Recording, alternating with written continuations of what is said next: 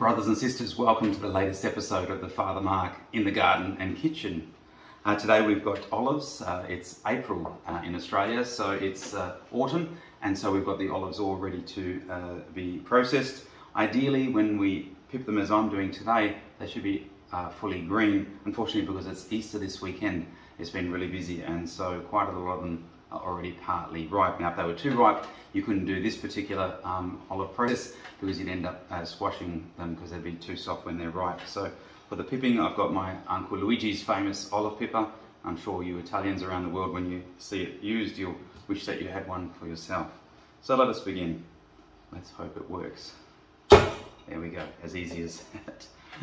This is actually the fourth time I've started because all the previous 4 times that I've done the video, the thing got jammed, so there we go. I haven't done it for years, so it'll take a while to get it all rolling again.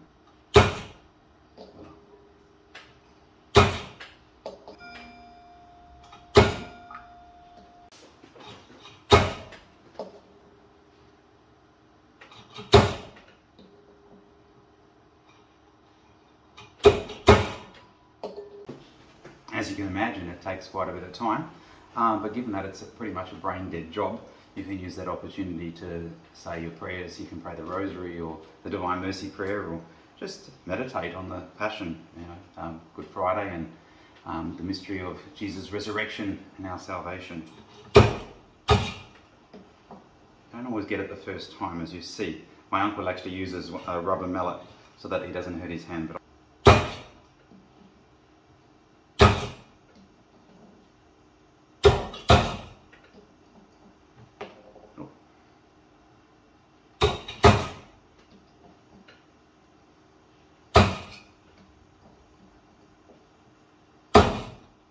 as you can see, they look quite tasty already, but if you try to eat them now, you will regret it. So you have to wait until they're well and truly cured and sweet. And we're almost done. As you can see, the bowl is filling up quite nicely. That one's emptying out. You get lots of pips there.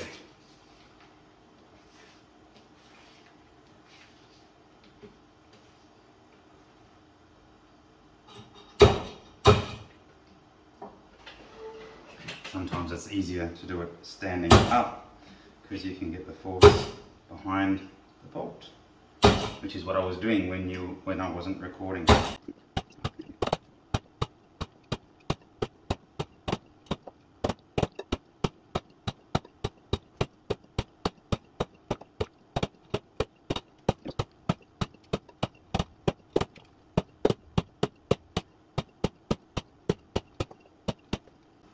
Lucky last.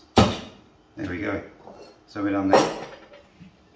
And as you can see, we've got a beautiful bowl of olives there. So we just fill that up with water to the top, put a plate on top so none of the olives float above the surface, and then change it twice a day. Once in the morning, once at night. Just fresh water, so put them in the colander, give them a good wash, fill it up with cold water again, and then leave it. So basically 12 hours and 12 hours.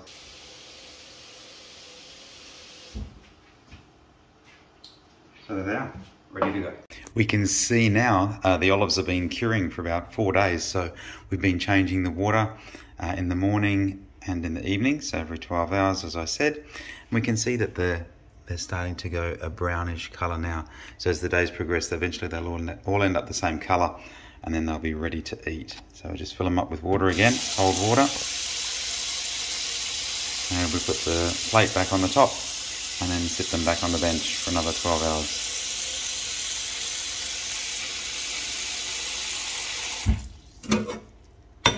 Just like that, just to keep them below the surface.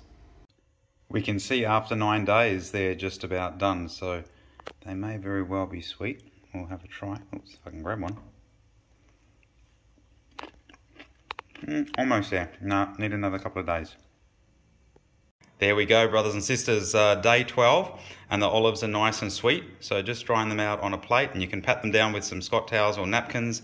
Make sure there's most of the water's gone, and then you can just add whatever you like. Salt, vinegar, olive oil, chili, garlic, you name it, whatever your flavours you like. I'll show you that in a minute. So here we are on day 12. It took a little bit longer than I was expecting, but as I said at the beginning, it depends on how ripe your fruit is as to how long it's going to take to cure, so 7, 8, 9, 10, in this case 12 days. But I've tasted them, they're nice and sweet, ready to go. And I've got my condiments ready here to dress them. I made sure that they were nice and dry using Scott towels or other towels to get most of that water off. And then I've got some garlic, chili and oregano, but you can really pretty much put whatever you like in for condiment according to your taste. That's probably about a third of what my mum would use, but anyway. So we'll start by putting all the olives back into the bowl after they're dried, as I said. And we'll throw in the condiment. And then salt, and you'll find that you have to add more and more salt, because you'll find that you feel like you're putting lots on there, then you taste them and they haven't got any salty taste at all. Some white wine vinegar or red wine vinegar if you like vinegar, and oil, good olive oil. Now what I've put here is not going to be enough. I'm just showing you so you get a feel for it. So mix it all up. Start to smell, smells delicious. But you need a lot more salt than that, so I'll add some more. They last a week or two in the fridge, but generally they get eaten before that because they are very delicious.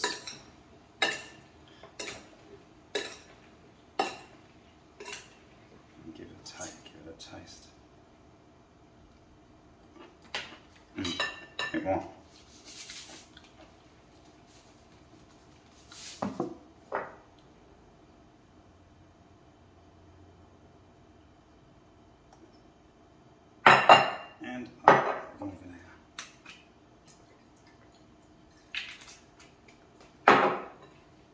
And there you have it. If you put this in the fridge now, you'll find that the olive oil will solidify, but you take it out of the fridge and in a short time on the table, the olive oil will liquefy again, and you can just give it a good mix like this and it's ready to go. I mean, if you leave it for a day or two, it's really good because the garlic and the chili, the flavours from there will get into the olives, or you can just eat them straight away. So there you go. Freshly picked olives from my farm, and now processed, and we're ready to eat in 12 days. Very good.